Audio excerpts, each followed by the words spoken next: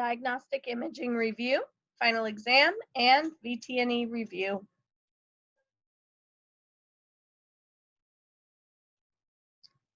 Introduction. So the first thing is, what is an X-ray? X-ray is conversion of electron energy to electromagnetic radiation. So what we're working with here in this top image is that we have electrons. They get heated up and accelerated. They get shot from the cathode to the anode. So the filament heats up, we send them across. The anode has a target, and that's going to deflect them down in the form of X-rays. And then we will have a radiograph taken of our patient below.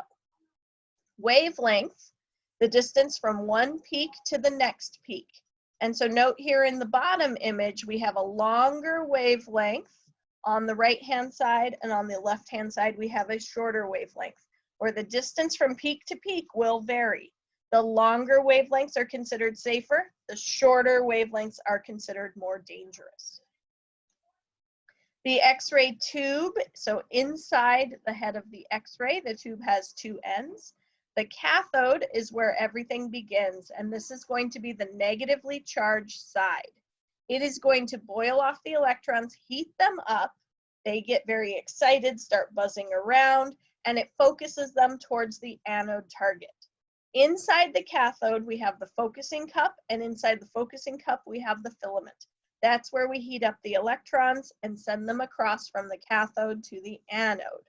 The anode is the positively charged target end of the tube. Remember, opposites attract, so those negatively charged electrons shoot across to the positively charged anode. We want to get an A+ in the class, right? So A+, positively charged anode.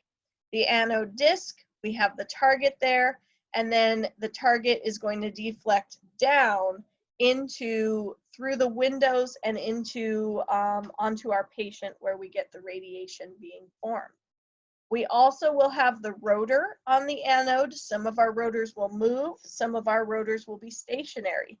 Keep in mind, if the rotor does move, it can make a noise, and that noise of the motor when the anode rotates can startle the animal.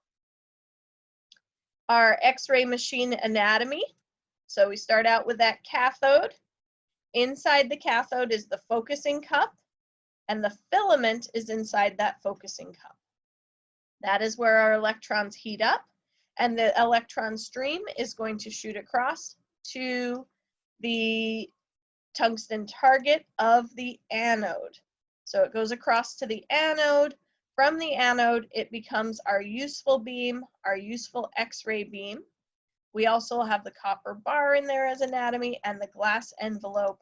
And then last of all, through that window is where our electrons that are now radiation are going to go through. We can collimate that window bigger or smaller, so that way we will be able to focus our image on that patient and take a good quality radiograph.